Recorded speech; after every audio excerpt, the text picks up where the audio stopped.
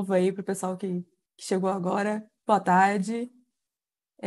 Vou aqui compartilhar a minha tela. Me digam aí se já está tudo bem, se conseguem ver. Assim, Perfeito? Maravilha. Se quiserem, eu consegui deixar aqui o chat aberto.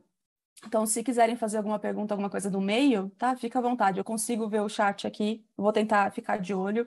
Pode escrever a hora que vocês quiserem e interromper a hora que vocês quiserem.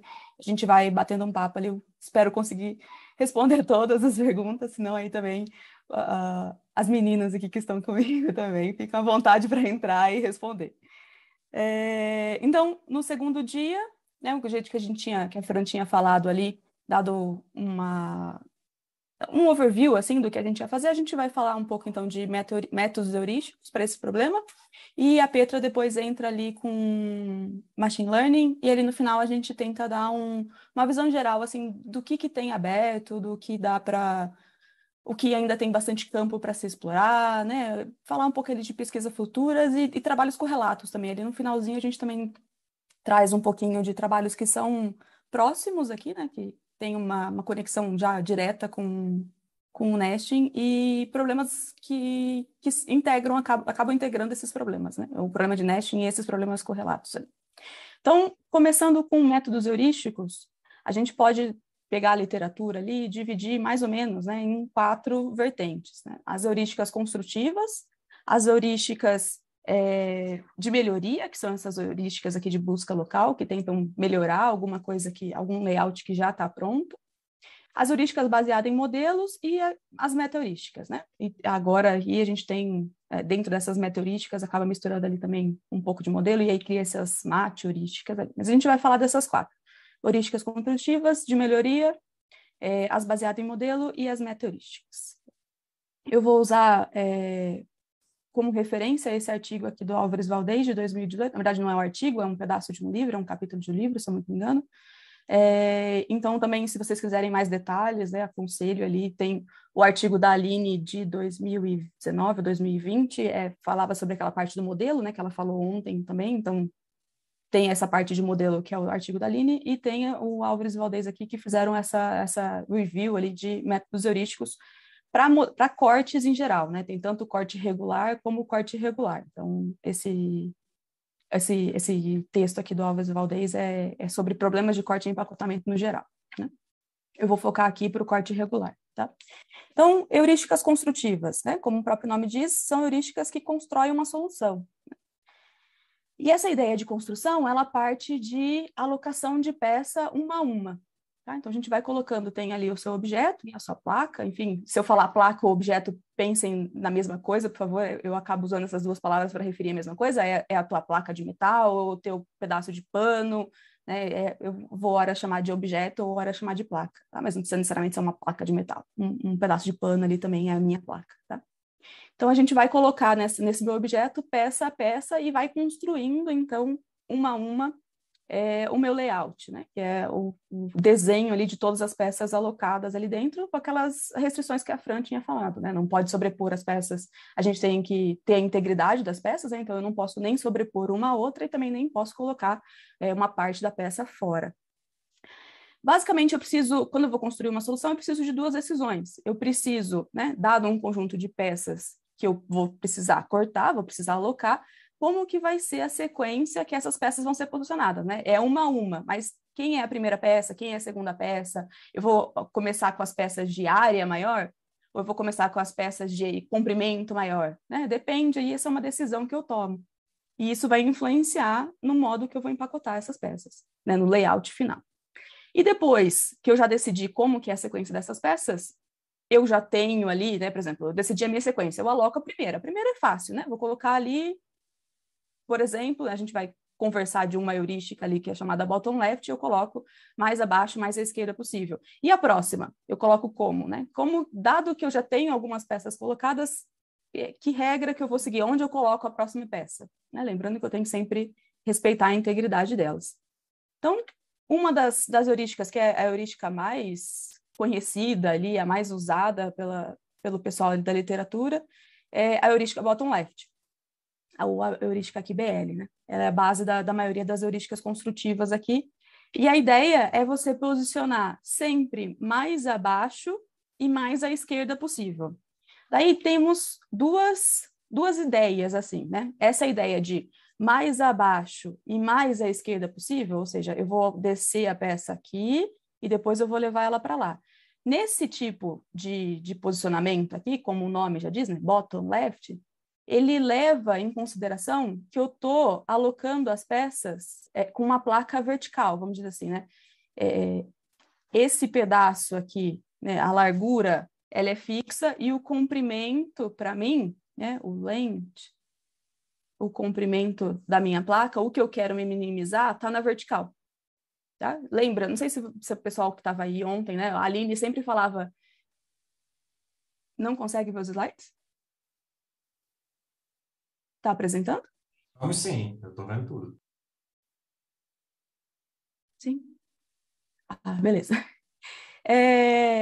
Nessa ideia, então, de bottom left, o que eles tinha de ideia, né, é que o comprimento da placa ele era fixo, né, que a gente chama de width, né, era fixo, e o length, então, era vertical. O que eu estou querendo minimizar é essa parte aqui de cima, né, o que vai sobrar para cima. Por isso que tinha essa ideia de bottom primeiro, left depois. Né? Então, a ideia é você pegar uma a uma e ir alocando nisso. Então, mais ou menos assim, né? Vou pegar a primeira peça ali, a sequência de peças que eu defini, aquela ali, a vermelha, a laranja, a verde, a azul e a roxa, e eu vou colocando, então, a primeira peça sempre mais abaixo, mais à esquerda, né? Aí a segunda peça, mais abaixo, mais à esquerda. A terceira peça, mais abaixo, mais à esquerda. A quarta peça, já fechou ali embaixo. Daí a quinta peça, o que eu vou precisar fazer? Mais abaixo. Então, ela vai encostar aqui nesse quadrado, né? E aí eu vou empurrar ela para a esquerda. Até bater em alguma peça, até encostar em alguma peça. Né? Lembrando, eu não posso ter sobreposição. Tem um outro modo, que é o que a gente aqui, né, que trabalha com strip packing, conhece mais, que é quando o nosso length ele está na horizontal. Né? Então, o meu comprimento aqui é na horizontal e é esse comprimento na horizontal que eu quero diminuir. A altura da placa é fixa, né? E o comprimento, então, fica na horizontal. Daí é um pouco diferente. Daí a gente vai mais para a esquerda e mais abaixo possível. A gente ainda chama de bottom left, né? Mas aí tem essa ideia de primeiro é o left e depois é o bottom. Né? Então, quando a gente vai colocar a placa, a primeira peça, mais à esquerda, mais abaixo, e assim vai seguindo, né? Mais à esquerda, mais abaixo, mais à esquerda, mais abaixo, mais à esquerda, mais abaixo, né? Tocou ali. E depois a gente vai mais à esquerda, mais abaixo, né?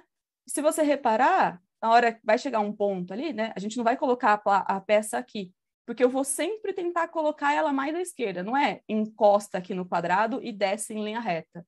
Né? A hora que ele chegar aqui nesse ponto aqui do quadrado, eu ainda vou tentar empurrar ela para a esquerda, porque eu quero mais à esquerda possível. Né? Então acaba que o quadrado ele não fica aqui nessa linha, aqui, né? O triângulo, perdão, não fica ali nessa linha, porque tem aquele pedacinho ali do verde, eu consigo empurrar o triângulo um pouquinho mais para a esquerda, mas sempre, né? Primeiro para mais para a esquerda e mais abaixo possível, sem ter a sobreposição ali. E já ali eu não consigo, né, abaixar mais, por exemplo, né? Não conseguiria colocar o triângulo aqui, por exemplo, porque tem esse ponto aqui que está mais para dentro e ele está dentro da minha peça laranja ali. Né? Então, esse seria o ponto mais à esquerda, mais abaixo possível para o meu bottom left. E aí, o que eu teria minimizado, então, seria o comprimento, né? Tudo isso daqui é o que eu salvei, né, que eu consegui economizar de comprimento da placa. Tudo bem? Implementações da bottom left. Tem várias implementações, né? Como a gente falou ali no comecinho, o pessoal é bem criativo com a bottom left, é a que mais aparece quando a gente vai trabalhar com heurística, né? O que vocês vão ver de variações ali nessa bottom left? Se você está permitindo completar buraco ou não completar buraco, né? Então, basicamente, tem essas duas opções ali, dependendo de como é a implementação da bottom left, se fica buraco para trás ou se não fica buraco para trás. Basicamente, quando você tem um buraco, você acaba criando, né, implementações que deixam buraco para trás, são implementações que acabam, né, criando uma fronteira aqui das peças, e aí você não consegue colocar nada para dentro dessa fronteira. Né? Então, se por acaso aqui, essa minha peça vermelha, né, Deixa eu fazer de outra cor. Acho que verde vai aparecer. Se essa minha peça vermelha, por acaso, fosse uma peça com buraco, se isso daqui fosse uma heurística, uma bottom left que não completa, que tem essa fronteira aqui das peças, onde eu só posso colocar as peças para lá da fronteira, eu não conseguiria colocar aquele triângulo dentro desse buraco, né? Vamos supor que ele existisse ali um buraco. Porque ela só pode trabalhar com essa fronteira, é da fronteira para fora. Agora, tem heurísticas bottom left que já tem esse feeling, esse hole filling ali, né, para completar os buracos. Então, aí, nesse caso, se essa peça vermelha tivesse um buraco, né, eu poderia colocar esse triângulo ali dentro, porque teria um ponto ali mais à esquerda possível, né, e mais abaixo possível para eu poder colocar esse triângulo ali no buraco. Então, são duas variações ali que são bem comuns de a gente ter na bottom left, se ela é capaz de completar buraco ou se ela não é capaz de completar buraco. Outras diferenças de bottom left, se você está tratando o posicionamento discreto ou o posicionamento contínuo, né? Se vocês lembram ali quando a Fran definiu o problema, se você tem infinitos pontos ali para você alocar as suas peças, né? Você tem ali infinitos pixels onde você pode alocar o ponto de referência, né? Sempre lembrando que alocar uma peça é você estar basicamente definindo aonde o ponto de referência daquela peça está, né? Porque os outros vértices você consegue, né? Somando... se você tiver um triângulo, né, por exemplo, se esse aqui é teu ponto de referência, esse aqui é o vértice 0, 0. Os outros você consegue definir sempre, né, com o vértice mais uma constante e o vértice mais outra constante, né? Então, sempre com um vértice você consegue tratar os outros e desenhar, né, retornar a peça com essas constantes que você salva ali do seu vértice. Então, alocar uma peça é sempre definir onde está o posicionamento do teu vértice de referência. Se você pode colocar o vértice de referência em qualquer ponto, né, em qualquer coordenada ali da tua placa, você tem posicionamento contínuo. Se você tem pontos específicos já pré-determinados que você pode alocar, você tem posicionamento discreto. Então, aí também são variações de bottom left que a gente tem. Desvantagens de usar bottom left, que normalmente, né, a gente lembra que eu falei, a primeira decisão é como que é a tua sequência de peças. Se você, por exemplo, está alocando peças, né, com o maior comprimento possível, ou maior área possível, e você tem uma bottom left, por exemplo, que não completa buraco, pode ser que você está usando aquelas peças ali no começo, está ocupando, né, pegando, já comprometendo grande parte do teu layout com isso, né, ou do comprimento do teu layout, ou da área útil do teu layout. Se você deixar uns buracos para trás e não conseguir completar, não importa que as próximas peças pequenininhas ali até caberiam dentro daqueles buracos, né? Você vai sempre pegar comprimentos maiores, né? Ou vai pegar a área maior da placa utilizada. Então, ele pode ter esse comportamento guloso, onde ele vai, dependendo da sequência ali que você escolher, ele pode ser que ele queira muita coisa no começo, né? Vou colocar a maior peça, porque aí eu sei que eu tenho uma melhoria, né? Já vou pegar o tamanho do meu layout que maior me compromete. Mas aí pode ser que no final você acaba comprometendo isso, né? Porque as decisões, ela não retrocede. Uma vez que você colocou a peça ali, você não vai tomar outra decisão daquela peça. Aquela peça está posicionada, pronta, acabou. São as próximas que você vai decidir aonde vão ser colocadas, né? Então, a gente pode ter esse comportamento guloso na bottom left e a gente não consegue, né, mudar de opinião, realocar peças que já foram realocadas. Por outro lado, a gente sempre tem uma solução factível, né? Porque ele está indo uma a uma, colocando sempre em posições factíveis, sempre, quando ele decide que aquela peça vai ficar naquela posição, ele já está analisando ali se não está sobrepondo com ninguém e se ela está inteiramente dentro da peça. Então, no final, você com certeza sai com um layout factível de uma bottom left. Tá? Tudo bem? A próxima, heurísticas de melhoria, né? São as heurísticas de busca local. Elas basicamente podem ser divididas em dois tipos. As heurísticas que buscam sobre o espaço do problema, né? Então ela vai buscar sobre o layout da coisa, né? Eu vou olhar ali as peças no layout já. E outra heurística que ela... Eu gosto mais do negocinho vermelho porque chama um pouco mais de atenção. O verde não chama tanto. Então, heurísticas que buscam no layout, ou heurísticas que buscam na sequência de peças a ser alocadas. Nesse caso aqui, se é uma heurística que busca melhoria na sequência de peças, né, faz ações aqui, a minha vizinhança dessa busca local, ela está tá definida sobre a sequência de peças, a gente tem que tomar cuidado aqui, né? Porque a gente precisa de uma heurística construtiva depois, porque, sei lá, se eu estou definindo que uma vizinhança é trocar duas peças de uma sequência de lugar, eu tenho que construir esse novo layout, né? Então, eu posso buscar no layout inteiro ou eu posso buscar na sequência.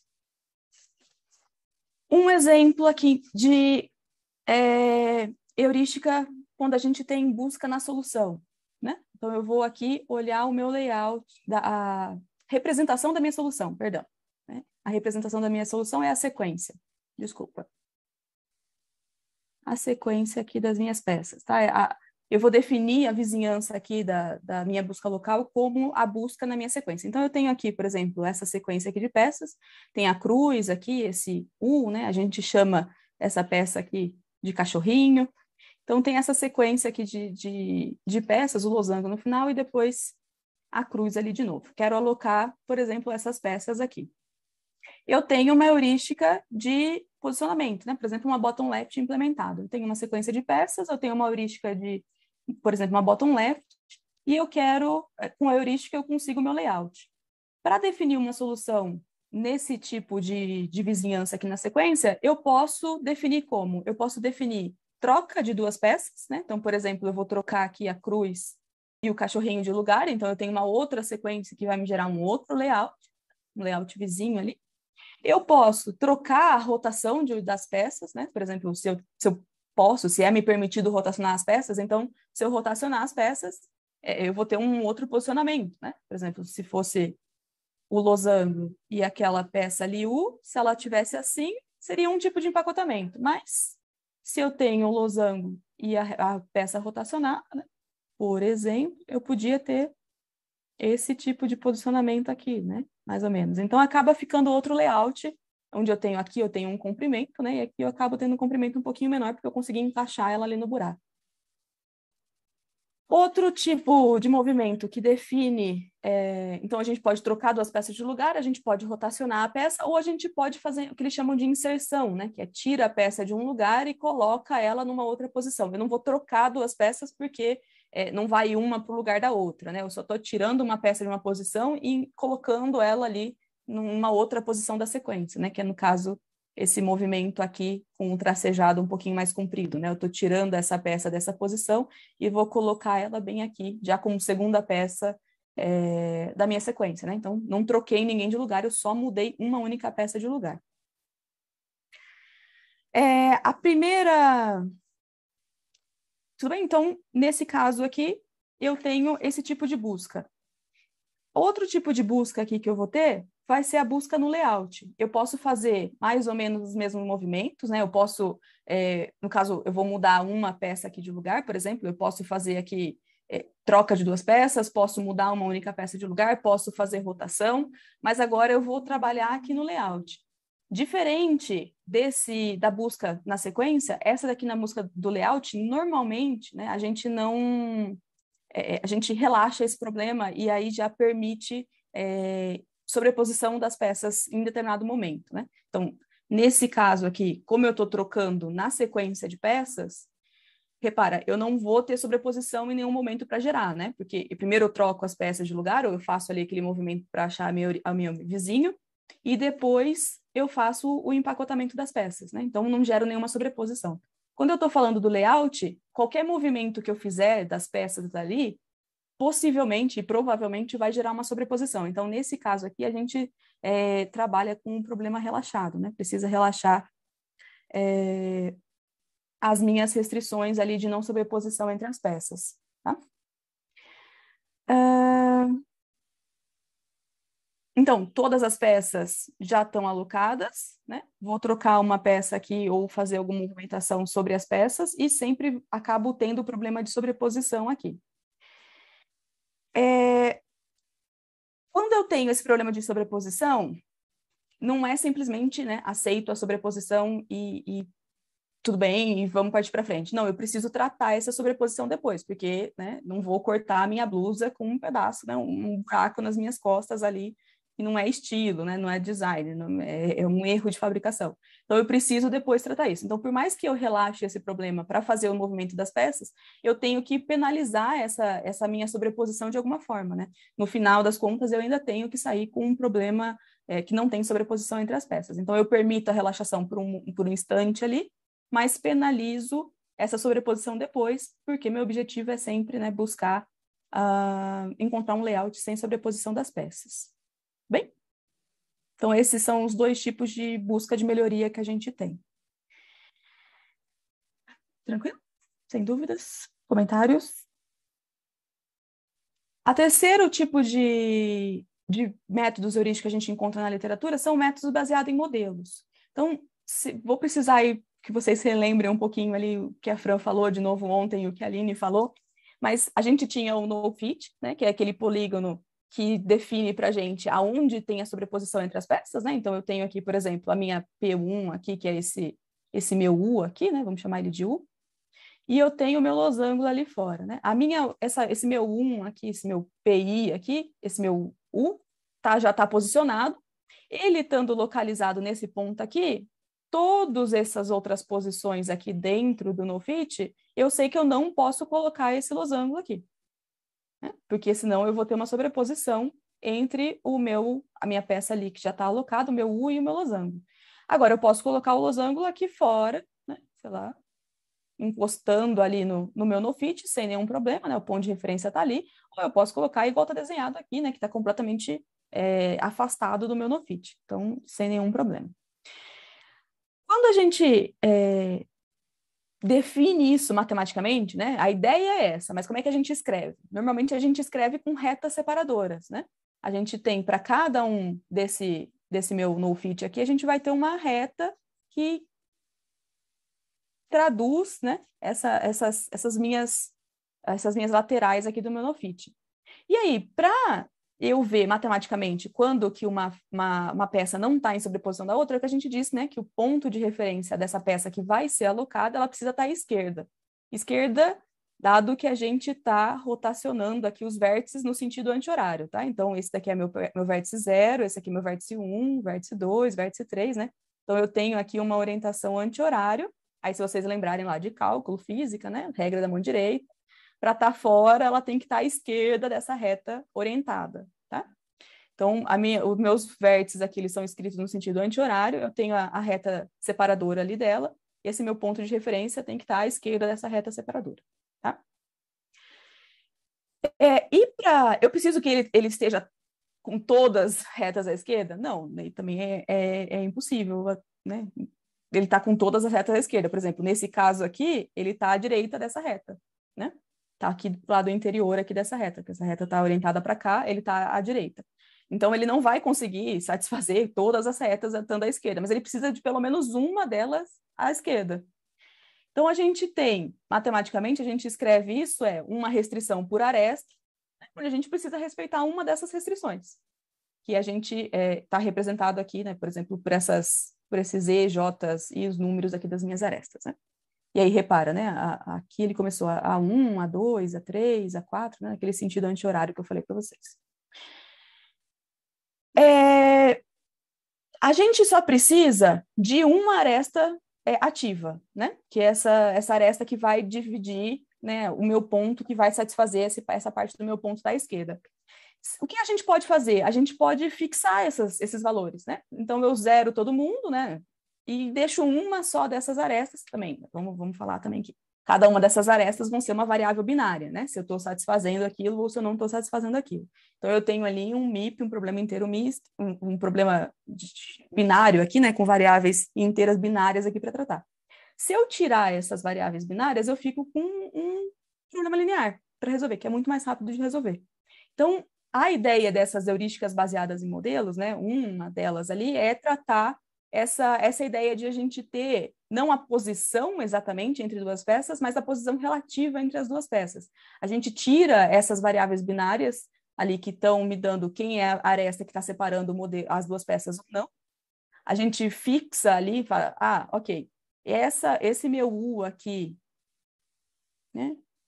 E esse meu losango aqui, sei lá, a aresta que está separando eles é essa aresta aqui. Então, essa daqui é uma restrição que entra, né? Ganha aquele 1 ali fixo, né?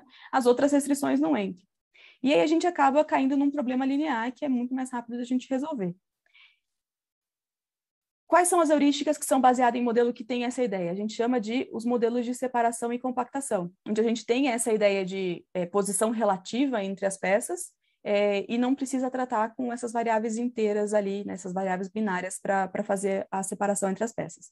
Então, qual que é a ideia da separação? Basicamente, a gente tem uma sobreposição entre as peças. A gente, então, tem aqui uma coisa que a gente quer penalizar, essas sobreposições entre elas, né? A gente tem ali qual é a aresta que a gente decidiu que vai separar elas, tem essa profundidade aqui, então a gente vai fazer a separação, ou seja, vai zerar essas variáveis, esses pedaços aqui, essas variáveis artificiais que estão pegando essa sobreposição. E a gente, basicamente, o objetivo dele é tirar a sobreposição, né? Achar um layout factível para aquilo, mas mantendo ainda que a peça A tem que estar numa certa posição relativa em relação à peça B, tá? E o problema de compactação é mais ou menos a mesma coisa, mas a gente tem um layout factível, eu quero que ele continue factível, mas eu quero espremer ele, né? De novo, mantendo ali a posição relativa entre duas peças, né? Então, a peça U aqui, né? Essa peça A e essa peça B aqui, elas ainda vão estar na mesma posição relativa entre elas, né? A peça U, ela não vai vir para cá, né? Isso que eu quero dizer. Eu não vou trocar, não vou fazer movimentos assim muito bruscos com isso. Elas ainda vão se manter relativas ali entre uma e outra, mas eu ainda vou conseguir fazer alguma movimentação a fim de diminuir o meu comprimento do meu layout. Bem? Então, por exemplo, se a gente tiver lá aquela busca local, onde a gente troca duas peças no layout, a gente tem sobreposição do layout. A gente coloca um modelo de separação, tira a separação, né, tira a sobreposição entre as peças, depois a gente aplica um modelo de compactação para tentar diminuir, né? Ok, eu tenho uma coisa factível, vamos ver se eu consigo alguma coisa melhor do que isso. Aí você aplica um modelo de compactação. É um tipo aí das heurísticas que vocês vão conseguir encontrar na literatura. Outra que a gente tem, também baseado em modelo, é o do Cherry, de 2016, aqui, que é baseado naquela Relaxing Fix, né? Então, a gente divide a nossa placa aqui, né? Basicamente, alocar uma peça numa placa, né? Tem a ver com o tipo da peça, né? Por exemplo, né? A peça, e o ponto onde ela vai ser alocada. Então, você tem uma variável ali que está relacionando uma peça e um ponto, né? Se tem uma peça naquele ponto ou se não tem uma peça naquele ponto. Então, no Relaxing Fix aqui, a ideia é você dividir, né? Não vou tratar com toda a minha placa de uma vez. Eu vou pegar um pedaço dela, né? Menos pontos, menos variáveis, mais rápido de eu resolver. E eu trabalho com aquele pedaço. Daí eu fixo aquele pedaço e trabalho com outro pedaço. Então, eu tenho uma parte, né? Num determinado momento ali da minha iteração, eu tenho uma certa quantidade de peças que estão fixas, que eu não vou poder mexer nelas, uma certa quantidade de variáveis aqui, né? Que é posição e peça ali que eu vou deixar disponível para o meu modelo decidir se vai alocar ou se não vai alocar, e tenho depois uma parte que está relaxada, ou seja, né, não tenho mais ali a obrigatoriedade de trabalhar com 0 e 1, né? Esse pedaço aqui, ele vai estar relaxado. Também tem uma outra heurística ali que está baseada no modelo. Aqui eles usaram, se eu não me engano, é o modelo da Fran, né, o Dotted Board, que é um modelo discreto, onde eu coloco peça numa determinada posição do grid da placa. Certo? Tudo bem? E a última coisa, né? Uma das últimas coisas, né? Esse conjunto aqui, ele é não sei dizer se é mais rico, mas o pessoal tem bastante trabalho sobre isso, né? Que é a parte de metaheurísticas, que basicamente, falando muito grosso modo, é um alto nível que gerencia buscas locais, né? Uma heurística mais simples. Então, a gente tem ali processos de alto nível que gerenciam outras heurísticas mais simples a fim de encontrar soluções que as heurísticas mais simples sozinhas não conseguiam encontrar. As duas primeiras heurísticas propostas, né, as meta-heurísticas propostas para o problema de corte e empacotamento, são aquelas ali ligadas ao processo de separação e compactação, né? Então, a gente tem a busca local, que vai fazer aquela troca da peça, mas você já também tem, além disso, já um modelo de compactação e separação, então você já começa a fazer um combo dessas heurísticas. A primeira aqui, eu acho que esse nome se fala Dawslan, mas eu não tenho muita certeza, perdão, não sei se a pessoa vai me escutar, mas nesse primeiro caso aqui, eles usaram, eu deixei anotado, o segundo caso, o Gomes usou uma Simulation Annealing. Esse primeiro caso eu deixei anotado porque eu sempre ia esquecendo. Um Table Search. A da Benel aqui e o Dawsland 2021 usou uma Table Search para fazer o controle ali, a evolução dessas trocas, né? E o Gomes e Oliveira, em 2006, usou um Simulated Annealing. Opa. Annealing.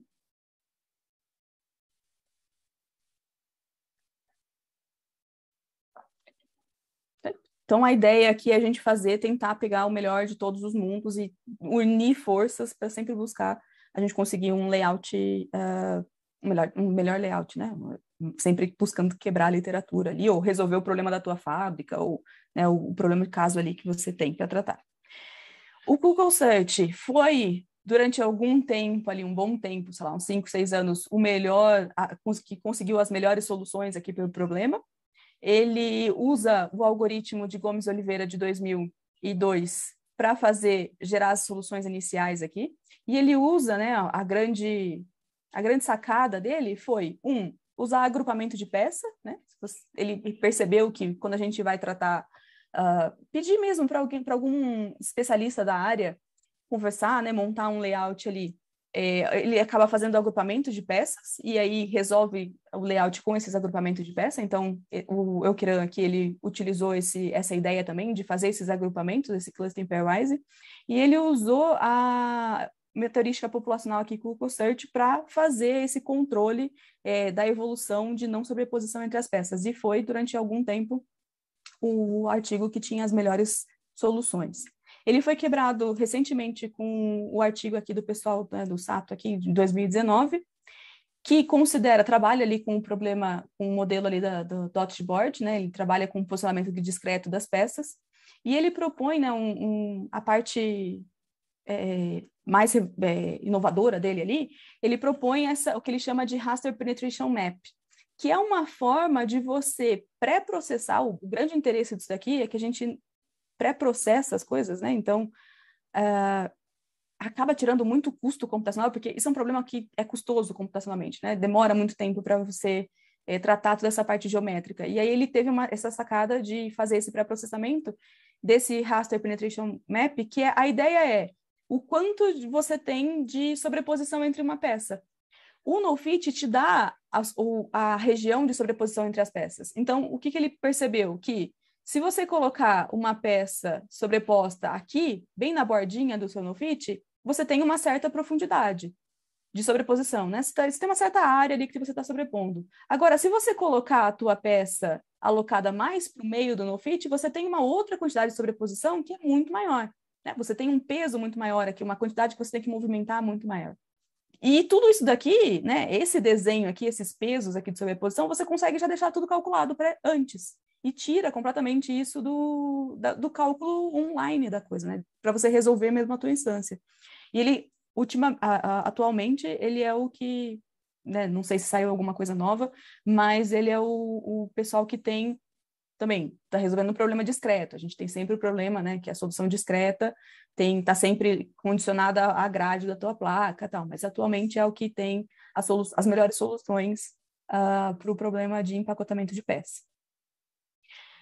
Última coisa para encerrar rapidinho, porque eu já comi minha meia hora ali de falar sobre essa parte de métodos aqui, é que ultimamente primeiro, né, existe essa ferramenta chamada BRKGA, que é uma meteorística evolutiva, foi proposta aqui pelo Rezende em 2011, e ela vem ganhando espaço aqui em muitos problemas, ela é aplicada em muitos problemas, mas aqui, em especial, no problema de corte e empacotamento, tem bastante trabalho que tem conseguido bons resultados utilizando essa meteorística, né? Qual que é a ideia dela? Ela tem essa ideia do genético, né? Então, eu vou ter ali um vetor que vai representar a minha chave aleatória ali, que vai representar a tua solução, né? Esse vetor aqui, que ele vai chamar de cromossomo. Cada valor dentro desse vetor, cada valor desse cromossomo, né? Cada alelo é um número aleatório entre 0 e 1, e eu preciso de um decodificador para transformar esse vetor numa solução.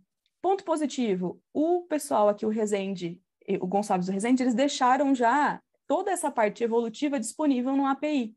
Então, quando a gente precisa aplicar, e isso vale para qualquer um, não importa se vocês que estão assistindo aqui, né, trabalham com corte ou não, trabalham com outra coisa, Se você consegue achar uma forma de decodificar o teu problema num vetor de chaves aleatórias 0 e 1, né? Se você consegue fazer essa transformação, você consegue usar o BRKGA, porque toda essa parte já evolutiva do BRKGA já está pronta, você só precisa mesmo focar o teu esforço em fazer esse decodificador. E você precisa, dado esse vetor de chaves aleatórias 0, 1, transformar numa coisa representativa para você, significativa para você, e depois devolver um valor, né? Uma fitness ali para ele, que aí a evolução ele vai fazer sobre essa sua fitness que está voltando. Né? Então, isso que eu acabei de dizer, toda essa parte evolutiva aqui, que é independente do modelo, já está, do problema que você está resolvendo, já está pronta e está disponível no API. Né? Vocês podem aqui, eu devia ter trazido, falha minha, não trouxe o link, mas é fácil de você achar. Mas devia ter trazido, perdão. Você precisa focar só nesse pedacinho aqui onde vai fazer esse decodificador desse vetor, né, dessas chaves aleatórias no teu problema e depois devolver uma solução, né? O que representa para isso? A gente, por exemplo, devolve o comprimento do layout. Variações que a gente tem de pessoal aqui da literatura, vou falar rapidinho, né? Tem um pessoal que trabalha com o BRKGA em nesting discreto, né? Um empacotamento ali sobre uma grade, então tem o Leandro aqui, o Mundinho, em 2017. O BRKGA, para ele, determina, né? Faz a evolução da sequência das peças, então a gente tem, né, lá aquela bottom left, onde dado uma sequência eu consigo gerar um layout lá, né? Utilizando sempre aquela regra no nosso caso aqui, mais à esquerda, mais abaixo, porque a gente está numa placa horizontal. Né? Então, o cromossomo para eles é o total das peças, né? Então, se eu vou quadrado primeiro, se eu vou losango depois, né? Qual é a sequência de peças que eu vou entrar. A chave, ou seja, cada um desses alelos isso, as chaves são a sequência das peças, né? Então o tamanho do cromossomo é o total de peças, essas chaves são as sequências das peças, e também ele consegue tratar a rotação com isso também, né? Então você tem aqui essa representação, por exemplo, aqui, né? Tem as peças ali, os cromossomos, e dependendo do número aqui que ele está, você também consegue tratar, por exemplo, se você pode fazer 0 ou 180, né, a rotação, se eu posso, por exemplo, né, ter essa rotação aqui, ou essa rotação aqui, né? Então, se o número aleatório está entre 0 e 0,5, você quer dizer que essa peça está virada para cima. E se está entre 0,51 e 0,9999, quer dizer que a peça está virada para baixo. Ele consegue tratar além da sequência de peças, a rotação que essa peça está entrando. A Laiane, agora em 2018, trata o problema da mochila, né? Então, o problema da mochila é o que tem um bin só, né? Uma placa onde você quer maximizar a quantidade de pontos ali. O cromossomo para ela trata a sequência de peças, o ângulo de rotação entre elas, então também essa ideia, né, de se o U está virado para cima ou para baixo. Além disso, o cromossomo dela também leva a heurística que vai ser utilizada para empacotamento, se eu vou usar a bottom left, se eu vou usar uma estratégia zigue-zague, enfim, né, tem as heurísticas lá dela que ela implementou. E também a probabilidade do filho herdar o cromossomo do pai, que daí tem a parte, né, tá dentro da evolutiva ali e tem a ver com o bias aqui do BRKGA, né? Então, dá para você representar muita coisa com o teu cromossomo. Ainda no discreto, o Bonfim, né, o Amaro Júnior em 2020, agora mais recente, também utiliza o dotted board, né, o discreto, utiliza esse modelo aqui para resolver o empacotamento, e o cromossomo dele é a sequência de peças e a sequência ali de rotação dessas peças. Né?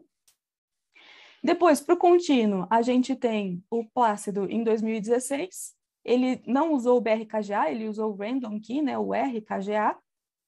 O cromossomo dele tem a sequência de peças a ser alocada, a orientação dela e o método de empacotamento também, que eu vou utilizar, né? O bottom left ou alguma variação ali do bottom left. E além dessa parte aqui de achar, né, só a sequência ali do bottom left, eles também utilizaram ali uma estratégia, né, um modelo de compactação para conseguir comprimentos melhores, né, mais curtos. Em 2017, o Bonfim também agora utilizando múltiplas populações, então ele fez aqui o BRKGA utilizando múltiplas populações, o cromossomo dele tem tamanho 3N, né? O N sendo o N o total das peças, então a primeira parte do cromossomo dele decodifica a sequência das peças, a segunda parte decodifica o ângulo de cada uma dessas peças que está entrando, e a terceira parte codifica, então, o método de empacotamento que ele está utilizando. O Wesley, em 2021, agora mais recente, tem que o indivíduo ali dele, né, para cada um do indivíduo ali da população, ou seja, para cada um desse cromossomo, cada um desses vetores, considera 5 regras diferentes de ordenação de peças, 2 regras para definir qual é a rotação que essas peças elas vão entrar. Então, o cromossomo dele tem a sequência de peças e o posicionamento, né, o ângulo. E, além disso, ele usa 5 posicionamentos diferentes ali, né? Ele vai fazendo esse teste para cada um do cromossomo, utiliza ali esses posicionamentos diferentes para conseguir o empacotamento dele. Certo? Dúvidas, comentários? Passei ali 10 minutinhos do meu tempo, mas não tem problema se alguém quiser falar alguma coisa. Espero não ter falado muito rápido. Queria dar uma geral ali para vocês do que a gente tinha disponível ali, para caso vocês queiram usar alguma coisa, aonde buscar, ou já ter uma ideia de alguém que já tenha utilizado alguma coisa assim. Tudo bem? Dúvidas, comentários? Senão eu passo para a Petra. Também, depois, se quiserem, mandem e-mail, fiquem à vontade, não precisa ser necessariamente aqui. Fiquem à vontade. Pessoal, eu vou pegar daqui para frente, falar essa parte de machine learning e as coisas que a gente está pensando sobre isso. Do mesmo jeito que a Larissa falou, se tiverem perguntas para ela, para mim ou para qualquer outra pessoa da apresentação, por favor, fiquem à vontade, pode mandar no chat.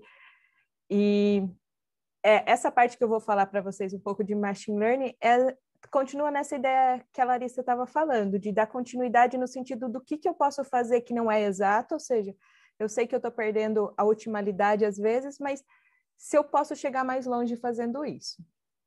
Então, para começar um pouquinho, eu só pus essa figura para falar um pouco do que é machine learning e o que a gente vai estar falando aqui. Eu sei que é um termo às vezes meio confuso e ele vem seguido de vários outros jargões que a gente escuta por aí, então eu pus esse aqui só para entender. Que existe essa guarda-chuva maior que é a inteligência artificial e uma das coisas, um desses pequenos ramos aqui, chama machine learning, que é o aprendizado de máquina, e dentro dele, aqui, ele descreve 3 grandes grupos, que é a deep learning, que é o aprendizado profundo, o aprendizado supervisionado e o não supervisionado, e a gente vai falar de um terceiro, que é o aprendizado por reforço também. Então, a gente está focando as ideias que a gente vai explicar aqui nesse ramo azul aqui, tá bom? Então, o que é essas 3 coisas que a gente está falando? O supervisionado, o não supervisionado e o aprendizado por reforço. Então, eles são formas que você tem de resolver algum problema. Então, um aprendizado supervisionado, ele é quando você tem a entrada e a saída. Então, é mais ou menos você fazer uma receita de bolo que você viu, sei lá, na Ana Maria Braga. Você vê os ingredientes, você sabe o que você espera e você pensa que você vai aprender como é que faz. Então, você sabe a entrada, que é os ingredientes, sabe a saída esperada e você tenta aprender. Em geral, a gente usa isso para classificação, para predição de algumas coisas, e a gente cria uma função que descreve os dados. Então, cria um jeito de chegar naquela solução que você conhece. O aprendizado não supervisionado é quando você tem a entrada, mas você não conhece a saída que você deseja. Você só quer fazer inferência sobre aquilo. Esse é o caso onde você pegou uma receita na internet, não sabe como é que fica, mas você só tem os ingredientes. Daí você vai lá e faz. E você vê assim, por isso vai ficar mais ou menos assim. Você não tem certeza de como é aquilo, mas você está inferindo e tentando organizar da melhor forma para sair alguma coisa que pareça significativo daquilo. Então, é muito usado em clusterização, mineração de dados, redução de dimensão de dados e essas coisas. E a última que a gente vai falar é o aprendizado por reforço. Aprendizado por reforço é quando você não conhece nenhum nem outro. Você tem ideia do que pode ser uma entrada e você pode testar o que é uma saída, mas você não sabe se você fez isso da melhor forma. Então, você vai tentar, pega os ingredientes que tem na tua geladeira, sem receita nenhuma, tenta fazer uma janta, vê se deu janta ou não. No outro dia, você vê, não, ficou meio ruim, hoje eu vou tentar outra coisa. E assim você vai até um dia que você converge para algum aprendizado de como fazer janta com o que você tem na geladeira. Então, isso é, por exemplo, usado para as técnicas de machine learning para ensinar uma máquina a dirigir, coisas assim, são baseadas nisso. Então, você faz, claro que simulações e não de verdade. Ele tenta uma vez e bate numa árvore, então descobre que aquilo é ruim, daí ele tenta outra vez e vira para a direita, e assim por diante ele vai avaliando esse ambiente até aprender como que se toma as decisões corretas. Dessas 3 coisas que eu falei para vocês, elas são interessantes em 2 contextos com relação à otimização. O primeiro, que é o que a gente está falando aqui, é aprendizado de máquina para ajudar em processos de otimização. Então, você tem um problema, e nesse paper que eu estou colocando aqui primeiro, você tem um problema combinatório, você sabe que ele é NP difícil, e você sabe que em algum momento você tomaria partido de um aprendizado de máquina para ajudar na solução. E a segunda é, os aprendizados de máquina, eles são muito baseados em métodos de otimização, certo? E muitos até os métodos de descida, métodos que a gente considera clássicos. Então, você pode unir isso uma mão de 2 vias. Você tanto pode usar aprendizado de máquina para melhorar a otimização, como usar a otimização para melhorar o aprendizado de máquina.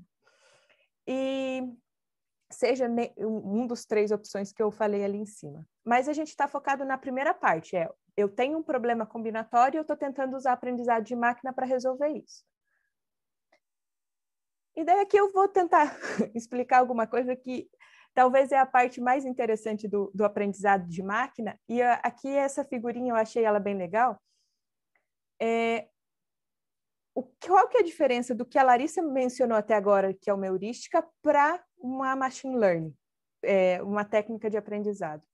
É que na heurística, no método tradicional, que é o que a Larissa falou, eu tenho o dado, eu tenho o programa que resolve, ou seja, eu programei os 2, e agora eu estou vendo que saída que tem. Eu estou avaliando essa qualidade e achando o melhor possível. Então, isso seria, por exemplo, a sequência de peças que eu dei, o BRKGA que eu implementei, ou que o Rezende implementou, e a saída que deu. Agora, se eu tenho aplicando ideias de machine learning, essa parte do programa eu não preciso fazer. Então, eu tenho a entrada dos dados, eu conheço a saída dos dados, e a ideia é que a máquina aprenda o programa por si. Então, o meu resultado não é a melhor solução de cara. O meu resultado é um programa que gera soluções boas. Então, essa é a principal diferença. Isso é o que uma máquina precisa para aprender, então a gente descobriu que ela precisa de dados de entrada e dados de saída. E aqui eu fiz um slide que é assim, o que ela precisaria para aprender corte em específico. Então, para ela aprender corte, eu coloquei 4 pontos que eu acho importante, que foi o que eu precisei decidir quando eu estava trabalhando. Então, o primeiro é como codificar uma solução. Isso não precisava ser para aprendizado de máquina, para qualquer coisa. É exatamente o que a Larissa mencionou antes. Estou codificando através de uma sequência, com rotação ou sem rotação. Aqui eu coloco, por exemplo, minha sequência eu ainda vou codificar isso usando o bottom left. Não, eu resolvi que não quero a sequência, eu quero a posição 2D do espaço. Então, a minha solução vai ser o X e o Y de cada peça. Ou, sei lá, outro jeito que você decide. Então, essa é uma decisão importante. Segundo é como avaliar uma solução. Seja o comprimento do objeto, que é o que a Larissa mencionou antes, que é bem usado. Pode ser o número total de peças alocadas, então, supondo que você não tem uma demanda, você está tentando alocar o máximo que você der, bem no estilo Bin Packing, seja a área utilizada ou essas coisas. Qual que é a importância disso da avaliação da solução? Quando você tem métodos populacionais e você sabe da população quem são os melhores, você sabe por comparação. Então, você sabe vários e consegue achar os melhores. No aprendizado de máquina, se você tem do tipo supervisionado ou não supervisionado, você tem esses dados, você conhece a qualidade da solução. Mas se você tem um aprendizado por reforço, onde você não tem essa base de dados, você não tem com o que comparar com o que é bom. Então, você tem que tomar cuidado como que você vai decidir se uma solução é boa ou não. Essa é a parte boa, por exemplo, de métricas do tipo área utilizada. Porque a área utilizada, você sabe que o melhor é 100%. Então, não precisa de outras coisas para comparar. Então, ou é bom ou não é. Então, isso dá um outro jeito de ver as coisas. Então, é só para ficar atento nesses detalhes para ver como que você está organizando o teu aprendizado. Tá, daí você pode falar para mim. Eu posso fazer, quero fazer um negócio supervisionado. Não quero fazer uma coisa por reforço. Eu quero ter os dados primeiro, depois eu começo. Tá, A pergunta é como é que você coleta esses dados. Então, por exemplo, uma das sugestões que poderia ser feita é coletar eles durante as interações do BRKGA. Então, como já gerei o BRKGA para outra coisa, certo? E eu sei que durante o BRKGA, às vezes você tem, sei lá, 2, 3 mil avaliações. E a cada avaliação significa que eu gerei uma solução e eu sei o valor dela. Então, eu estou construindo uma base de dados, concorda? Que a base de dados não é o dado de entrada e de saída? Construir a base de dados. O que eu tenho que tomar cuidado? O BRKGA é uma coisa evolutiva. Então, a princípio, as soluções ruins vão ficando para trás. Elas vão estar em bem menor quantidade na minha base de dados. Isso pode ser bom ou pode ser bem ruim, porque pode ser que alguma solução que eu precisava mais aleatória não está lá. E para a máquina aprender, ela precisa tanto das coisas boas como das ruins. Que nem esses métodos populacionais também precisam dessa um pouco de diversidade. Então, cuidar com essa coleção, da criação da tua base de dados. Outra opção seria, não estou rodando um BRKGA antes e não vou implementar um para criar uma base de dados, não vale a pena. Então, você poderia criar sorteio de soluções aleatórias. Caímos no caso contrário do que eu falei antes. Qual que é o caso contrário? Pode ser que não tem nada que presta lá dentro. Eu criei várias coisas aleatórias e eu não convergi para nada bom. Ou a porcentagem de soluções boas na base de dados é muito pequena. Daí fala assim, então não serve para nada criar uma base de dados. Não é assim. Então, se você toma o cuidado de construir isso certinho, você consegue. E também existem métodos dentro de aprendizado de máquina que você consegue dar mais peso para o que é bom durante o aprendizado, mesmo que eles tenham em menos quantidade, do que para o que é ruim. Então, é mais importante você estar atento a essas coisas que acontecem do que resolver não usar, já que isso acontece. Porque tem como contornar, você só precisa saber que está acontecendo. A outra pergunta é, quanto dado eu preciso? Porque essa acho que é a pergunta mais comum do aprendizado de máquina. E tá bom, e quanto que eu preciso? Eu preciso de 5, 10, 15, 20, 2 mil sequências. Quantas eu preciso? Então, o que eu digo para vocês? Que montar uma base de dados para isso, você tem que levar, eu coloquei ali, seja usando GRASP ou BRKGA, ela é interessante no sentido de quanto, se você for comparar com o mesmo do GRASP ou do BRKGA, no sentido assim, o GRASP fez, sei lá, 5 mil avaliações. Eu vou dar 5 mil opções para o meu aprendizado de máquina se eu for comparar um com o outro, para ser justo, ou o mais justo que pode ser. Certo? Esse é o modo de você sair eu permitir comparar sem saber o quanto eu realmente preciso de dados. Outra ideia é, eu não estou querendo, eu estou querendo uma máquina que aprenda bem, mas não estou querendo comparar com outra heurística, eu só quero algo que funcione. Então, o que a gente recomenda? Faz uma conta de quais que são as variáveis do teu modelo. Então, por exemplo, tenho 10 peças que eu vou alocar e eu resolvi escolher uma que preciso da posição XY de cada uma. Então, eu tenho 10 peças vezes 2, 20 variáveis no meu problema. Se eu tenho 20 variáveis no problema, eu preciso de algum número combinatoriamente disso para saber quantas avaliações eu preciso. Resolvi que eu vou fazer o bottom left. A minha importância é a sequência, não é a posição XY.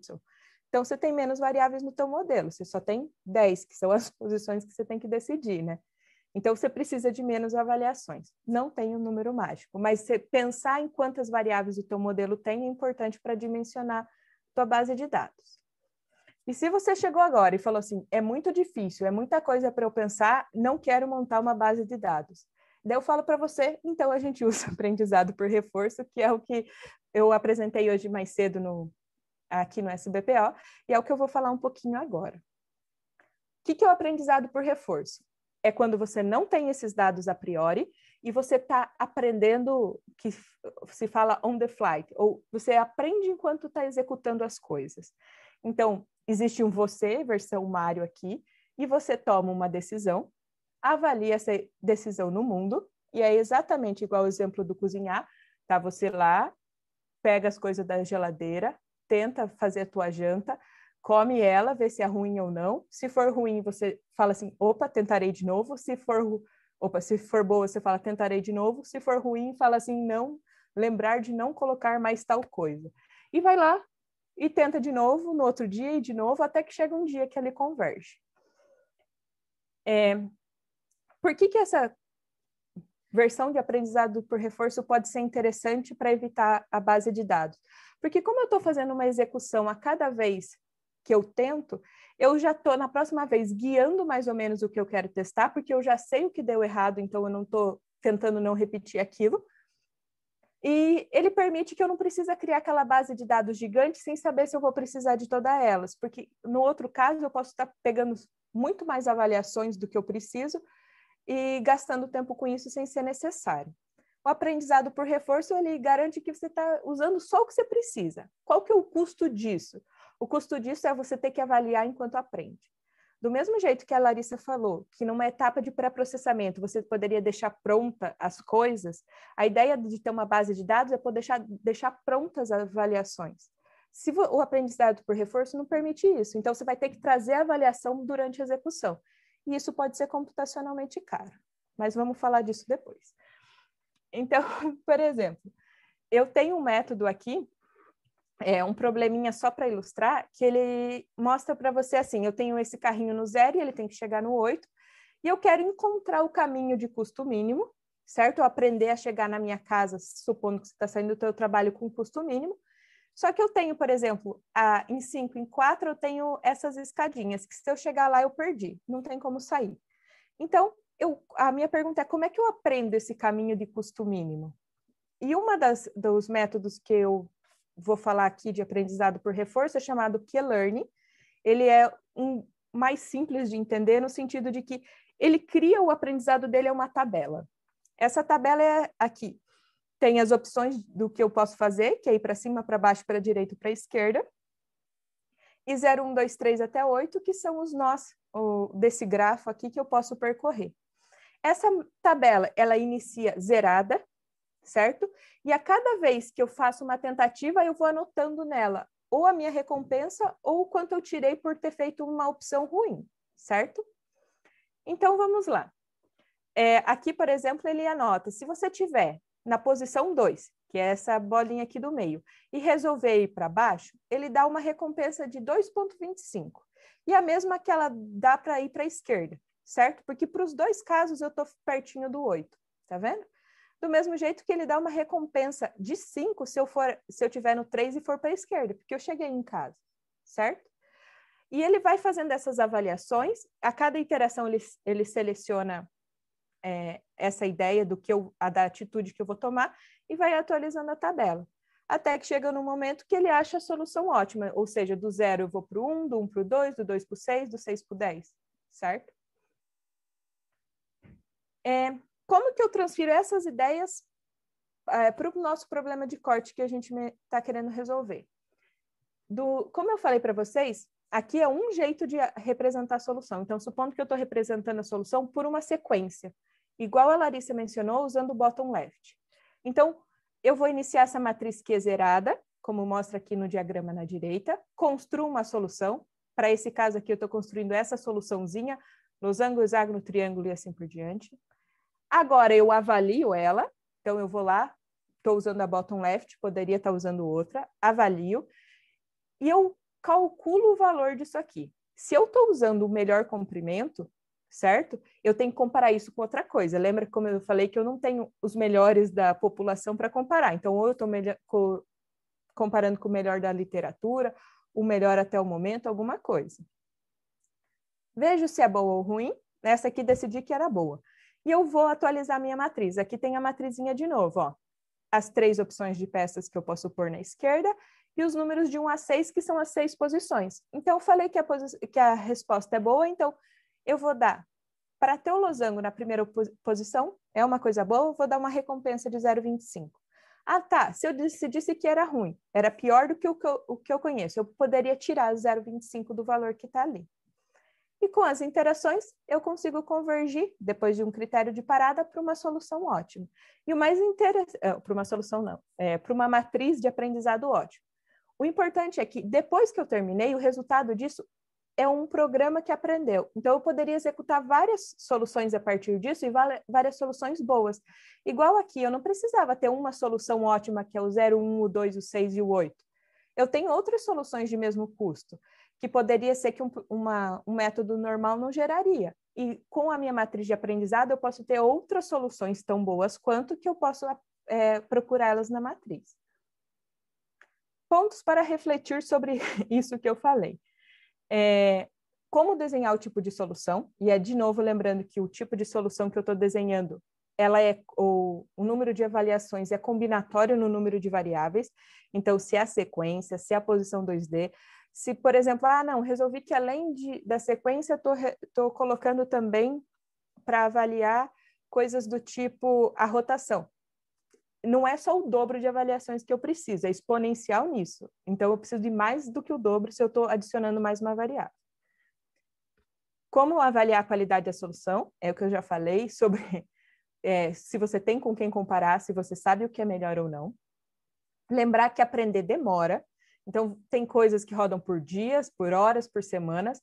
Então, você tem que saber quanto você tem disponível para esse treinamento, certo? Então, quanto tempo eu tenho? Eu tenho como coletar os dados? Quantos dados eu tenho? É suficiente isso? Eu tenho diversidade onde eu estou coletando? Não tem. E a última questão que acho que ela é interessante é quão flexível tem que ser o meu algoritmo final, a minha solução. Então, uma das perguntas é, por exemplo, assim, se eu trabalhasse numa fábrica de uniformes e eu aprendesse um modelo de um tipo de camisa que foi feito, sei lá, uma empresa foi lá e me pediu um tipo de camisa, de uniforme deles. Será que eu poderia, já que eu fiz para uma empresa, quando eu fizer para outro usar o mesmo aprendizado, eu teria que aprender tudo de novo, certo? E a resposta é não, você não precisa aprender tudo de novo.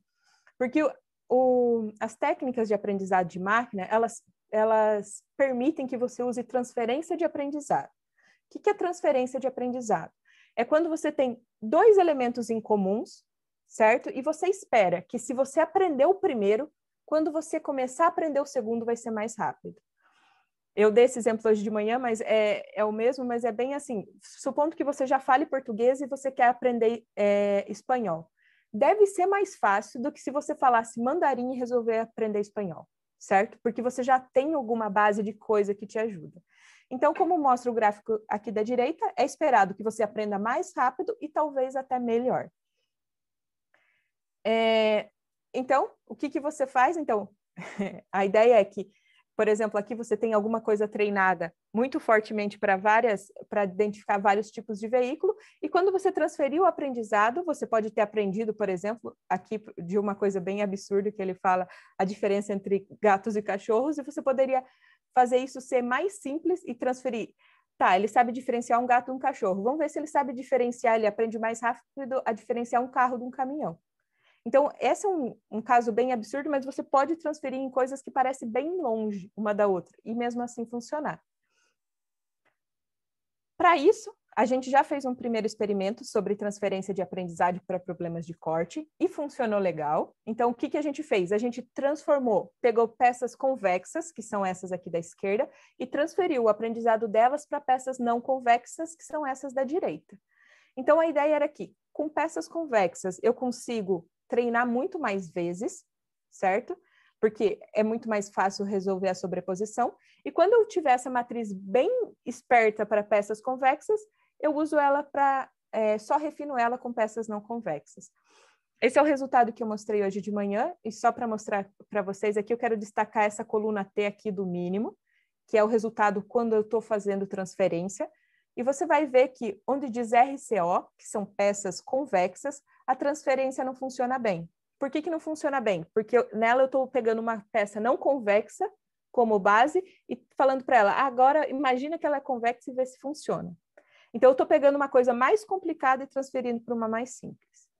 Não foi bem legal. Mas quando eu olho o caso do Blasevich, que era o caso que a gente queria demonstrar, que são as peças não convexas, eu fiz assim, eu treinei primeiro com peças convexas e depois que eu estou bem aprendida, eu usei em peça não convexa. A gente vê que se sai muito bem. Então, funciona. Funciona eu aprender uma coisa bem simples antes e depois eu passar para uma coisa mais complicada. Ela aprende melhor. Essas são as nossas ideias em aprendizado por reforço, tá? Agora eu vou mencionar um pouquinho O que a gente está pensando que dá para fazer daqui para frente com aprendizado de máquina, e depois a Larissa vai voltar falando o que a gente pode fazer daqui para frente com outros métodos de otimização. Então, uma das coisas que fica de dúvida, e era, por exemplo, se essa coisa de aprendizado de máquina funciona, eu poderia transferir de uma instância menor para uma maior? Então, por exemplo, eu tenho uma indústria que fez uma ideia de, eu fiz um planejamento para 10 camisas, certo? Uma coleção de 10. Será que se eu tivesse 20, eu poderia passar esse mesmo aprendizado para as próximas e em vez de só repetir o processo, eu conseguiria uma solução melhor? Então, essa é uma das dúvidas que ficam.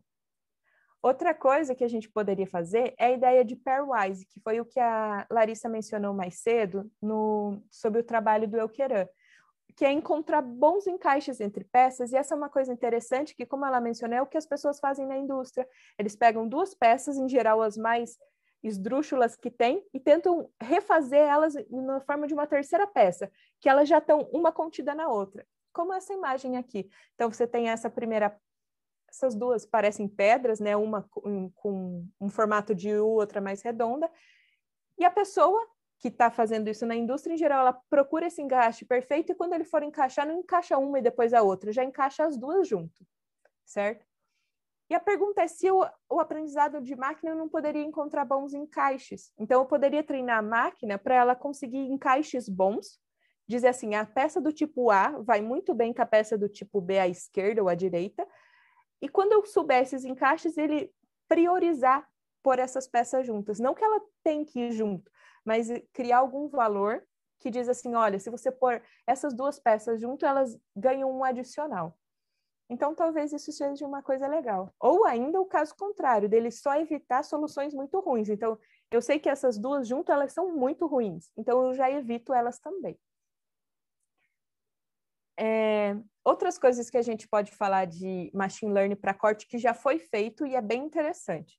Então, esse artigo que a gente está mostrando aqui, ele é um problema de scheduling que resolve um problema de corte dentro dele, de corte e empacotamento. E observe que se o problema principal é um problema de scheduling, cada avaliação que ele está fazendo, ele depende da solução de um problema de nesting, de corte irregular. E isso é caro. Então, se cortar é muito caro para ele, fica difícil resolver o problema principal. Então, o que eles fazem nesse trabalho, que é bem interessante? Eles definem quais peças vão estar, definem em que batch cada um vai estar, e eles verificam a factibilidade dessa solução nesse momento aqui. Mas como que verifica isso sem resolver um problema de nesting? Eles treinam uma máquina, fazem um método de aprendizagem de máquina que eles dão as peças e falam assim, olha, se eu pôr, por exemplo, 3 hexágonos e 2 desse outro aqui, vai ser factível na minha placa? E daí o programa só responde sim ou não. Se for factível, ele fala, beleza, vou continuar para o scheduling. Não deu, não vai ser factível. Eu volto aqui, refaço meus batches, volto testando, e uma vez que eu tenho a factibilidade, daí sim, eu faço a parte de scheduling, e por fim, já que eu já sei que é factível, agora eu acho uma solução do problema de nesting, mas eu só vou fazer o nesting do que é factível. Eu não estou perdendo o tempo de verificar a factibilidade de algumas coisas.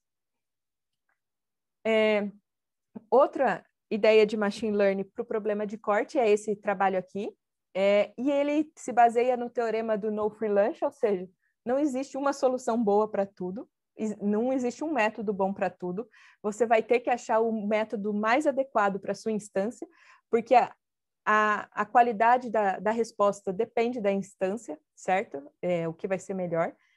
E ele usa aprendizado de máquina para isso. Ele usa, na verdade, aprendizado por reforço. Então, ele dá os dados da instância e fala, suponho que eu tenho uma instância desse tipo, me diga se eu devo usar algoritmo genético, um BRKGA, um GRASP, o que eu tenho que usar se eu tenho uma instância desse tipo.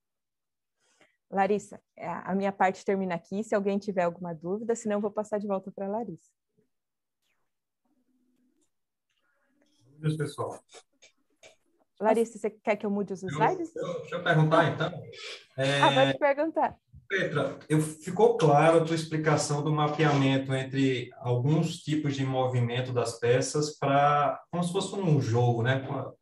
Esse problema parece ser muito interessante para reinforcement learning, porque parece um jogo mesmo, você vai tentando, mas a posição, a ordem que você vai encaixar as peças deve influenciar muito na solução, né? Não é só o movimento que ela vai fazer, se ela vai para cima, se vai para baixo. E vocês mapearam também a posição, a ordem? Não, o que a gente fez, na verdade, foi o seguinte, não vou ter a figurinha que eu tinha no outro. A gente codificou todas elas usando o bottom left. Então, eu só estou dando a sequência das peças. Então, a minha machine learning, ela só devolve a sequência. E essa parte da posição é tudo a bottom left que faz. A gente sabe, eu não sei se era isso a tua pergunta. Não, era se você mapeava também como movimento, ele escolher a peça que ele vai testar primeiro. Isso, é isso mesmo. Eu mapeio que peça vai em que posição do meu vetor solução que vai ser dado para bottom left. A gente já sabe que isso não é ideal. Que, por exemplo, se eu tivesse, como a Larissa falou, uma heurística de compactação e separação depois disso, eu teria resultados bem melhores, porque influencia muito a solução. E você vê que, às vezes, por causa de um pedacinho, ela não encaixa direito. E se você tivesse alguma outra coisa que fizesse esse pequeno movimento, já resolveria. Então, talvez, daí nesse sentido de, sei lá, chama de learn heuristics, eu ouvi falar, quando você ter um método de otimização que depois dessa solução ele fizesse a separação e a compactação, você teria resultados, eu acho, muito mais legais. Eu vou depois fazer outra provocação, mas deixa a Larissa falar. Compartilha, Larissa? Compartilhe, pode compartilhar. Pode ir.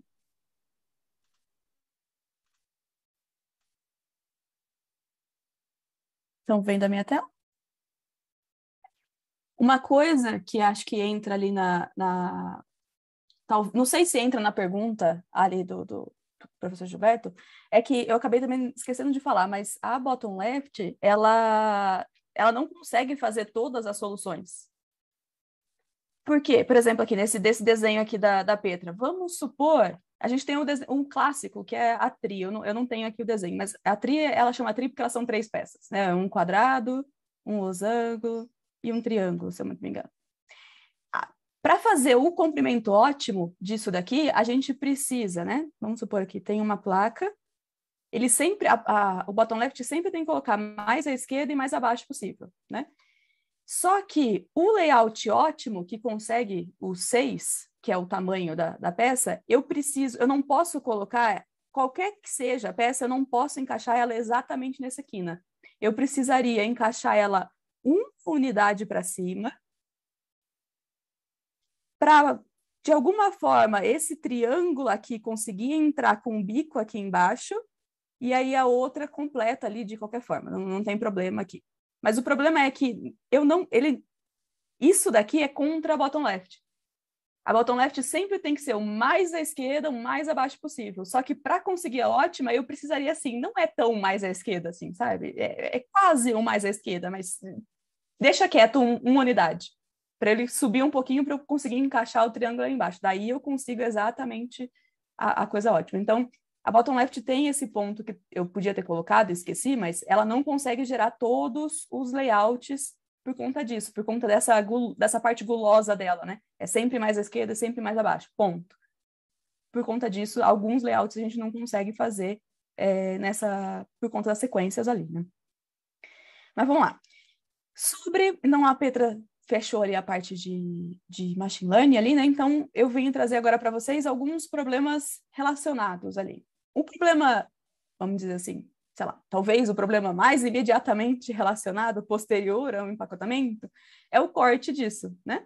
A gente quer fazer uma camiseta, quer fazer uma mesa, quer fazer alguma coisa, a gente tem a nossa placa, o material, a gente tem os moldes que a gente está empacotando, e a gente vai ter que, né, no final das contas, o que eu quero mesmo é um pedaço de pano para eu costurar, ou o pedaço da minha mesa para montar. Eu quero aquele objeto ali para eu conseguir fazer. Então, eu preciso cortar esse meu layout que está feito, que a gente chama de problema de determinação de caminho de corte, né? Ou CPDP, se vocês forem procurar na literatura, né? Que é o Cutting Path Determination Problem, que é definir a trajetória que uma ou mais ferramentas, e também aí né? Tem características do corte, por exemplo, que acabam influenciando, né? Por exemplo, uma ou mais ferramentas. Se eu tiver uma máquina de corte que tem 2 bicos, né? 2 ferramentas de corte, 2 tochas, 2 plasmas, 2 qualquer coisa que seja, isso acaba influenciando o nesting. Por quê? Porque a gente vai ter uma região aqui de cima da placa que vai ser cortada por uma tocha e outra região para baixo da placa que vai ser cortada por outra tocha. Então, também é uma variação ali de nesting que a gente pode trabalhar, que é gerada por conta, né, pensando no problema de corte e empacotamento.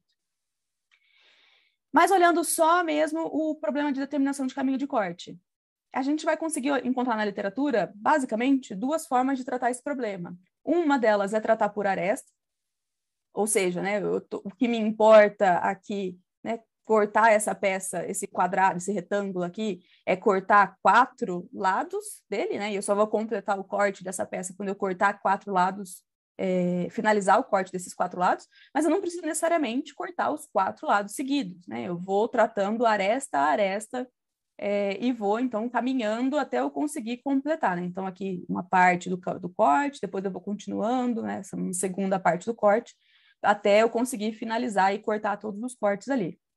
Vai ter alguns casos, né, que são esses movimentos aqui em azul, que eu vou ter que, né, eu cheguei até um ponto, determinado ponto, vou ter que, sei lá, desligar a tua tocha, né, ou levantar ela, fazer algum movimento aéreo para eu conseguir chegar até uma outra parte e continuar ali o corte, né? Então, são esses movimentos aéreos aí que são feitos nessas linhas pontilhadas ali em azul.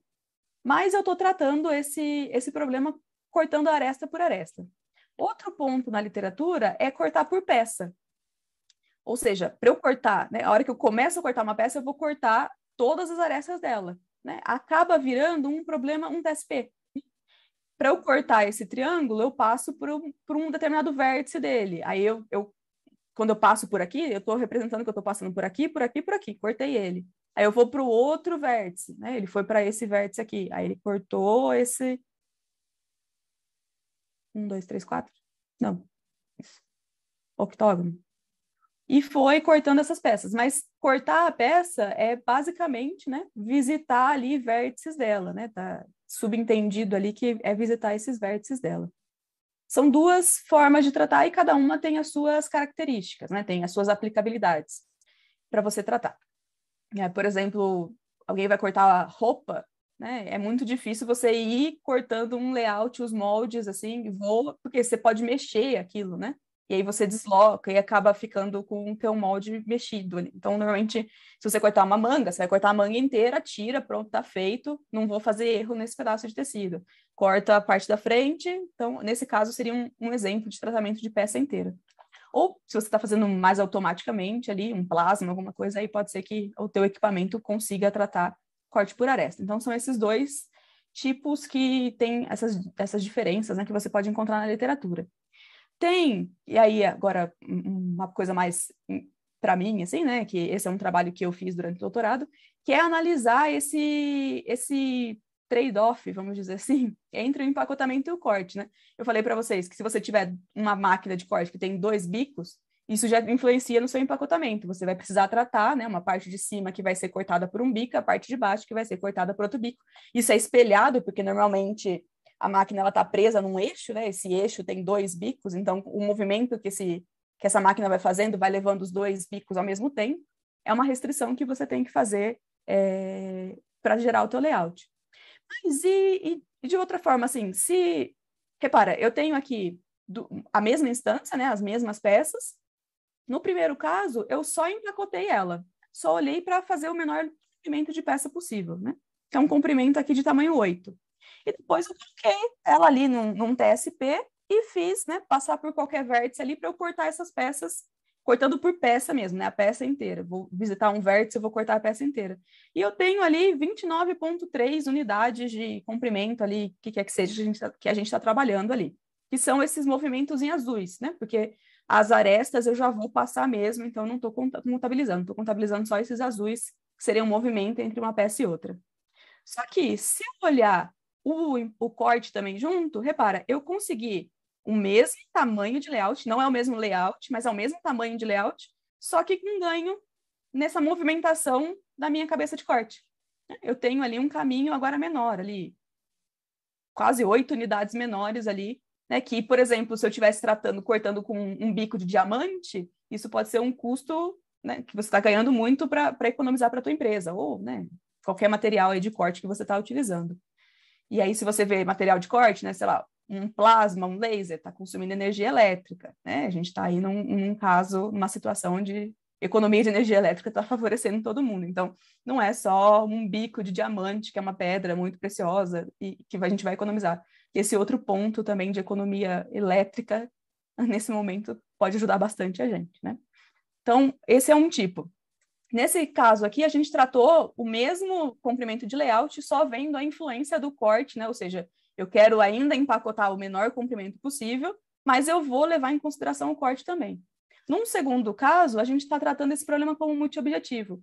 Daí a gente não tem mais só essa uma solução, a gente tem a Pareto ali que a gente está buscando, né? Então, trouxe aqui, eu não tenho as figuras, peço perdão, mas eu trouxe aqui uma tabela aqui, então vocês podem ver que, por exemplo, nessa minha instância aqui, Shapes, se o problema era difícil, agora ele fica muito mais divertido, vamos dizer assim.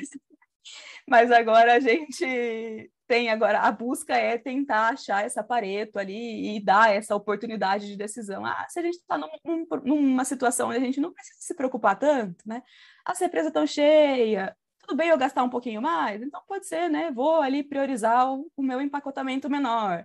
A gente está num aperto maior na economia de energia elétrica, então, né? Tudo bem perder um pouquinho mais de placa, mas economizar um pouquinho mais de energia. Então, aí a gente tem essas várias soluções para dar, mas tem isso mesmo que o professor Gilberto disse, que o problema fica complicado e a gente consegue tratar instâncias muito pequenininhas. Essa Shapes aqui, ela tem 4 peças só. Está longe ainda de uma indústria, mas a gente chega lá. Então, esses aí foram os problemas que a gente trouxe que estão relacionados, né, que são logo posterior ao nesting, ao empacotamento. E agora, no final, então, eu volto um pouquinho para falar do nesting e coisas em aberto, né? Quem quer trabalhar com isso pode pesquisar em o quê, né? De novo, trago aqui o artigo da Aline, né? Peguem ali, leiam, é um artigo interessante, tem essa parte ali falando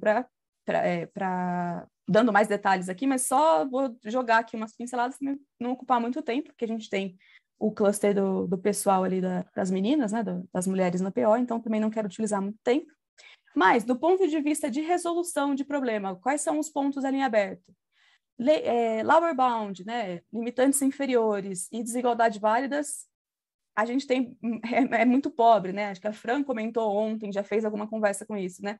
Lower bound ali do nosso empacotamento, no geral, ali é o comprimento da maior peça, né? Ou, sei lá, a soma de todas as áreas, mas aí não né? Como se você derretesse todas as peças e somasse ele num bloco só, mas é muito pobre ainda, é muito difícil, né? Acaba atrapalhando muito os problemas do tipo, os métodos tipo branching bound, né? Para achar soluções.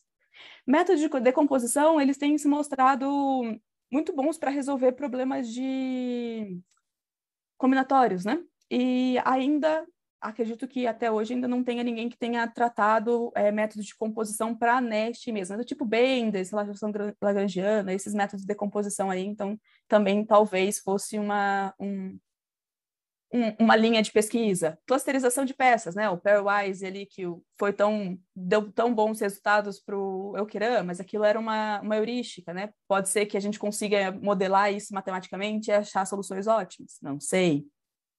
Hibridização entre modelagem e constraint programming, né? Se vocês lembrarem constraint programming ontem que a Aline falou um pouquinho, ela dá para a gente, é fácil a constraint programming devolver para a gente se a solução ela é factível ou não, né? Então, talvez ajudasse em modelagem matemática você ter aqueles lower bounds, né? Desigualdade válidas, dar uma cortada um pouco e ajudar na resolução. E mateurísticas, né? Que são as meteurísticas com modelagem também para tentar buscar essas melhores soluções, também vem ganhando muito adeptos nesses últimos anos, né? Do ponto de vista de variações de problema, a gente tem a parte de rotação, né? No geral, a grande maioria trabalha com rotação discreta, então 90, 180, 270, né? 0, 360, essas rotações assim. A rotação contínua, ela, de qualquer ângulo, né? Ângulos contínuos, ela ainda tem pouco ainda na literatura.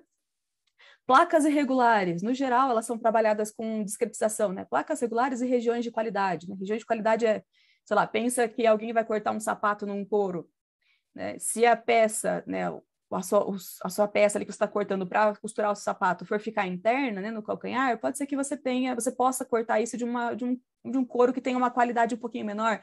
Sei lá, algum bicho, né, de vaca, tomou uma injeção, ficou um nódulo ali, ou tem pegou uma bicheira, alguma coisa que você não possa utilizar aquele couro do lado externo, porque acaba tendo uma qualidade menor do seu sapato, mas poderia usar do lado interno, né? Região de qualidade é isso, é você poder cortar peças de regiões de qualidade menor, mas ainda, né, visando não descartar, principalmente o couro, que é muito poluente. Então, no geral, regiões de qualidade, placa retangular, irregular, elas ainda são tratadas discretizando, né, usando raster points. Então, também tem aí uma linha de pesquisa ali aberta. E, por último, as 3Ds, né, que é o empacotamento de peças irregulares 3D que foi trazido aqui para a gente com as impressões 3D, né, com as impressoras 3D. Também tem pouca coisa nessa área ainda e, com certeza, muita coisa para a gente descobrir e desenvolver. Eu deixei aqui depois as referências, então, print, mas depois acho que a gente vê com as meninas se a gente pode disponibilizar, então tem as referências aqui que a gente usou para vocês pegarem também. E a gente encerra essa parte, agradeço aqui, se vocês tiverem pergunta, temos aqui do Matheus. Temos uma do Matheus. E vamos lá, do Matheus primeiro. Vocês continuam com a proposta de inclusão de incerteza se o tempo estiver apertado? Vocês entenderam a pergunta dele? Uhum. Aí estaria mais da Petra, provavelmente. Petra quer falar alguma coisa? Na verdade, é incerteza, Matheus, incerteza no objeto, incerteza na demanda, que incerteza que é? Você está perguntando. Deixa eu voltar aqui, assim fica todo mundo com a cara bem grandinha. Microfone, eu acho. Estão me ouvindo? Sim. Sim. Seria, assim, eu lembro que vocês tinham uma frente de pesquisa com inclusão de incertezas nos problemas de corte. Eu tenho alguns questionamentos com isso. De fato, eu não sei se seria na demanda ou se seria nos objetos. A minha pergunta inclui, inclusive, isso. Só queria ouvir. Na verdade, Matheus, a Petra, que trabalhou um pouco com incerteza, né, Petra? A gente trabalhou com defeito, né? Se a Petra quiser falar um pouco, a incerteza no objeto. Então, a ideia era assim, se você está resolvendo e a partir do momento que você já tem um plano de corte pronto, então a nossa aplicação era bem na indústria têxtil, você fez esse planejamento 2 ou 3 meses antes de chegar o momento de você cortar, e a hora que você foi cortar, a hora que você olhou, tinha um defeito no seu tecido. Então, você teria que readaptar todo o teu plano de corte para fazer isso. E essa era uma das motivações de usar aprendizado de máquina, porque a solução de responder aquele defeito naquela hora, ela não era mais viável, porque resolver o problema exato para fazer o planejamento é uma coisa, você tem 2 ou 3 meses para resolver isso antes de começar a cortar. Só que uma vez que você viu o defeito, você tem, sei lá, 15 minutos para você rearranjar toda aquela solução e cortar o melhor que você puder. Então, qual que era a ideia de usar aprendizagem de máquina para resolver isso? Eu treinei uma máquina durante esses 3 meses que ela sabe o que eu quero. E eu treino ela com essas incertezas, certo? E a hora que ela aparecer a incerteza, eu falo para ela, me gera uma nova solução agora. A incerteza está exatamente aqui, me gera uma nova solução. E a máquina responde, para você não ter que resolver de novo o problema exato considerando, porque caso contrário, se você fosse resolver exato e você conhece aonde está o defeito, seria só adicionar uma peça nova ali e resolver todo o modelo de novo. Mas a ideia era usar aprendizagem de máquina para você não ter esse custo computacional online, né? Que você teria o custo para treinar a máquina, mas na hora de dar resposta, você responde muito rápido. Era isso, Matheus? Obrigada. Era isso, sim. Obrigado. Vamos para uma última pergunta. Ela parece ser meio... Vou ler aqui devagar. O CPDP, principalmente nessa abordagem por aresta, me parece muito semelhante ao problema do cacheiro chinês modelado com arcos que podem ser percorridos nas 2 direções, nas arestas, né? Existem algumas condições em que ambos problemas são equivalentes? Pergunta do Victor Hugo. Eu Ó, não... o CPDP é aquele problema do corte, né? Que você corta as peças por aresta.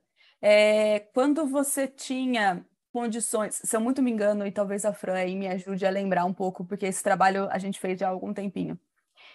Quando você tinha... Quando as peças eram bem juntas, como é que chamava? Simplesmente conexo, né? Se o grafo era simplesmente uma única, conexo. se a gente tiver uma única componente conexa, o que a gente quer dizer com isso? Todas as peças, o layout que o nesting gerou, ele está todo mundo encostado. Então, você tem os vértices das nossas peças, fazem uma componente conexa única. E aí o problema é trivial mesmo. A gente consegue resolver em tempo polinomial. Tá? Então, isso foi uma vantagem muito grande quando a gente trabalhou nesse trabalho, né, Larissa, da integração do nesting com o corte, é que o corte por aresta levava essa vantagem muito significativa. Tá? Então, sim, tem associação com o problema do carteiro chinês. Em alguns casos específicos, é muito rápido para resolver. Professor, vocês conseguem me ouvir? Sim. Sim. Sim, professor. Mesmo nesse caso, onde não há componente conexa, vamos supor que haja... Você tem algumas componentes. Algumas. Então, seriam problemas de carteiro chinês, só que vários, né? Não só um. E esse problema é polinomial, né? Então, seria bem... A resolução, Vitor, o que a gente viu é que a resolução acaba sendo eficiente. Né? Então, tratar o corte por aresta foi muito bom. Até tem um artigo que a gente publicou sobre isso, mostrando esse viés mesmo. Para todos os exemplos que a gente testou, poucos tinham mais que uma componente conexa. E mesmo quando eles tinham algumas, resolvia de forma muito eficiente. Tá? Então, sim, funciona bem. É uma alternativa. Tá, obrigado. Imagina. Isso, eu... o Fábio está falando lá, né? O carteiro se torna um carteiro rural se tiver mais que uma. Né? Infelizmente, teremos que finalizar esse mini curso 1. Agradecer muito a professora Franklina, a Aline, a Larissa e a Petra. Elas fizeram a gente caminhar, né? Fizemos um percurso aí do passado, o presente e depois o futuro dos problemas de cortes e soluções, né? Problema de corte e suas soluções. Agradecer muito por essa aula que elas nos deram ontem, não foi? E hoje, ontem e hoje. Muito obrigado, meninas. Agradecer ao público e convidar todo mundo para o cluster das mulheres, né? Que já deve ter começado. Vamos lá. Gilberto, fica o nosso muito obrigado, Sobraco. Aí a oportunidade de mostrar nosso trabalho aqui. E obrigado ao professor Cristiano, que convidou a gente para estar aqui. Abraço a todos, Obrigada. gente. Obrigado por terem ficado conosco. Até, gente. Obrigada. Obrigada.